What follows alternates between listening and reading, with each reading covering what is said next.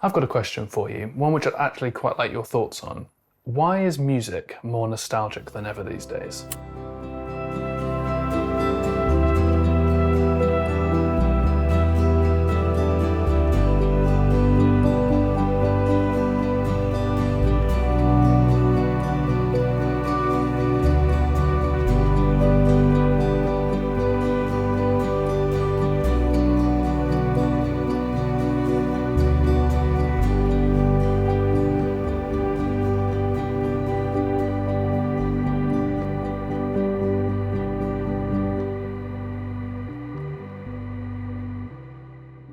I could go all day on that stuff. I mean, it's so emotive. It's so nostalgic, you know?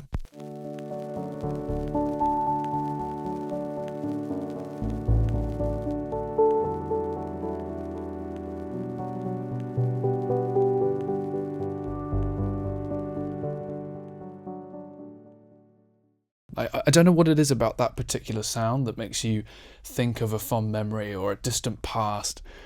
I think even the word fond, you can't really think of the future fondly. You know, this is very much a yesteryear sound, and it's a sound that finds its way into a lot of modern music. I kind of want to get to the bottom of what it is about particular textures, particular instrumentation that gives a song or a piece a particularly nostalgic feel. So I've written a piece of music using Westwood Instruments' new Lost Synth, and it's a real kind of deep dive into loads of different things that you can do. I mean, it's got tons of different presets and parameters, but it's also just really fun to get lost. In fact, if I drag this down a little bit further, you can see there is a Get Lost button, which I don't want to press right now because I've got a sound that I absolutely love. There's tons of things that you can do in this, and there's a really detailed walkthrough that Rob's done on the Westwood Instruments channel, which I'll link down below. I just wanted to showcase this and share it in a slightly different light because I'm not really approaching it from the aspect of being a film composer.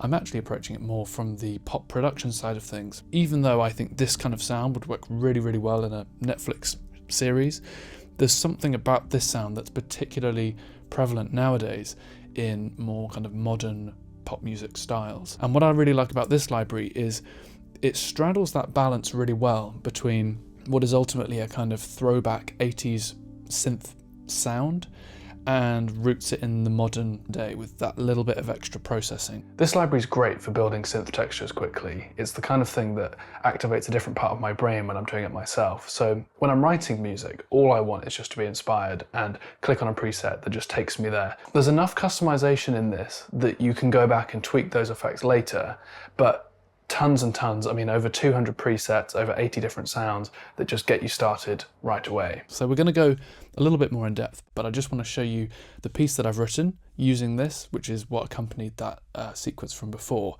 and then show you the impact that these synths have on that piece.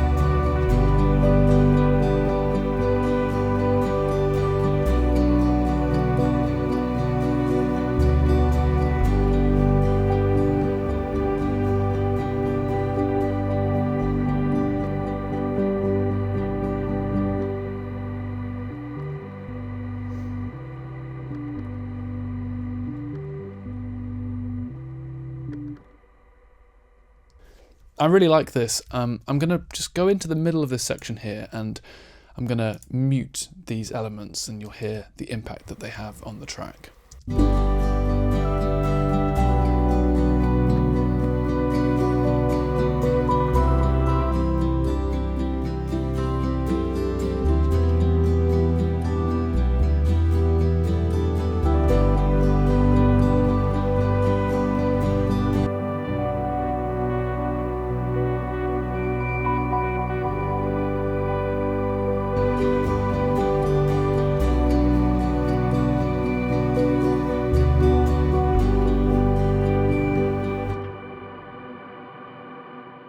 And you've got this beautiful ethereal reverb as well that can just keep on going if you really want it to.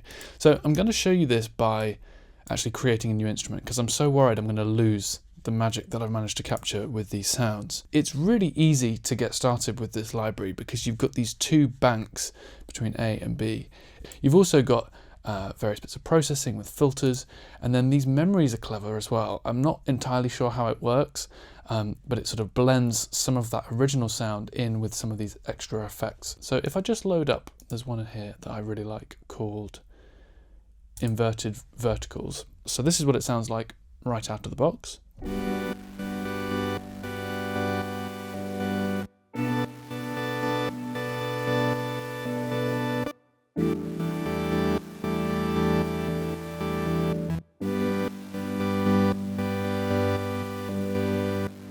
So you can hear the impact there that the Lost engine is doing on a basic synth patch. If I were just holding this note down, in the context of a mix, it might get a little bit kind of heavy and lost, but that little bit of rhythmic interest keeps it alive.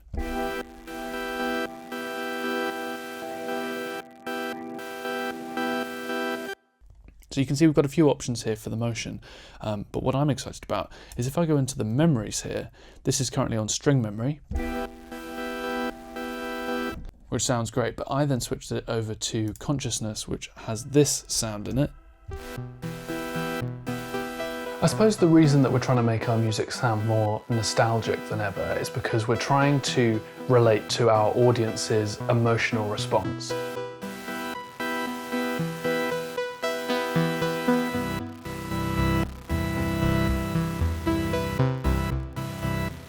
If we can get them to think back to a time where things were simpler, things were a little happier, that tends to be quite relatable no matter what language you speak, no matter what country you're from. If there's a particular emotion that you can strike, I find that is something to really kind of hang my hat on when it comes to writing music. And these days, when I'm sitting down to compose, I really do try and move myself emotionally with the music that I'm writing. So I'll be thinking, how would I want to react to this? And it is often in an emotional response rather than, oh, what music theory can I apply here, or what clever melody can I reference to in this? It's much more about, how does this make me feel?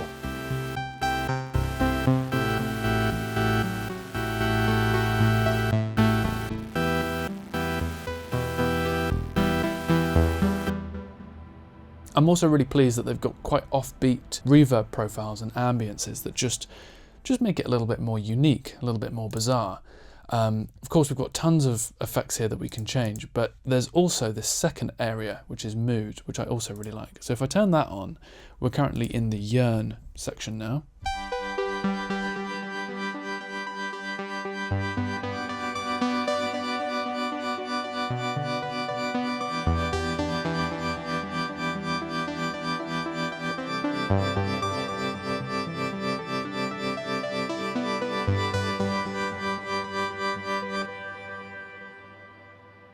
If I change this to void, I really like this one, and this level changes things quite a lot. If you go beyond kind of 80%, it gets quite extreme.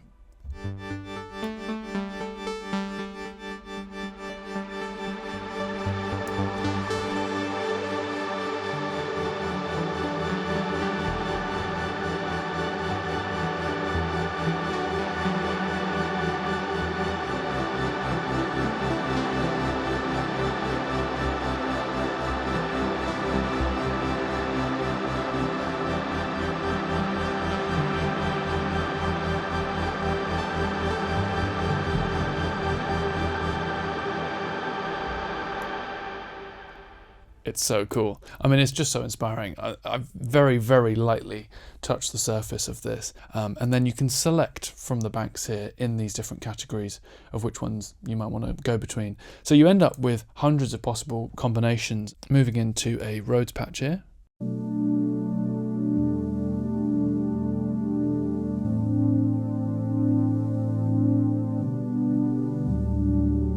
In the sample world, there's something unequivocally true about how the imperfections make things feel real. So it might be that slightly unbalanced stereo image, or the pitch might not be quite perfect all the way through. There's a place for the clean, hyper-produced pop production, but it can get quite sterile and, to be honest, a little bit boring if it doesn't have that human touch of a voice or a guitar part or something.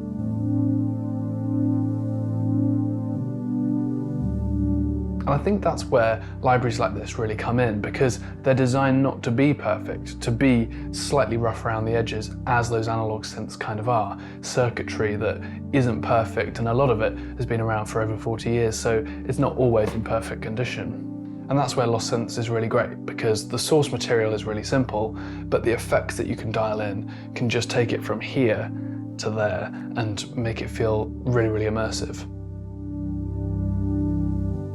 If you want to be really clever with the way you use synths, I'd suggest just taking one or two and putting them through lots of different parallel effects. You know, some plugins like Portal and Transit and Filter Freak could do a really good job of taking that source material and making it feel a little bit otherworldly. You're not going to have the same problems that you might have if you double up parts or you have lines that are kind of coinciding with each other. It's a really strong part, but it's being affected in all these different ways that just make it sound a little bit more interesting. It's that ear candy effect, I suppose. I kind of don't know how it's doing all of these things, but that's sort of the reason that you'd pick up a plugin like this, because it does so much of that stuff out of the box.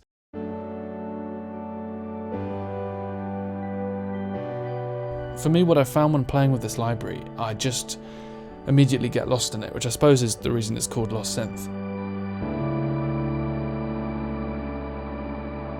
I don't know, it just brings out, I mean, you've probably seen this. If you've seen videos of mine in the past, you know that there are particular libraries that just bring out particular sounds in me.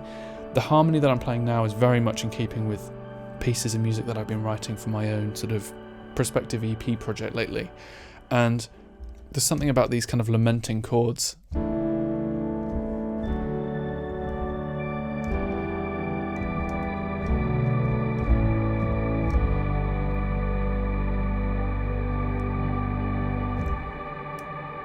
It's kind of euphoric, it's kind of uplifting, but at the same time it's got this real kind of emotional grounding to it.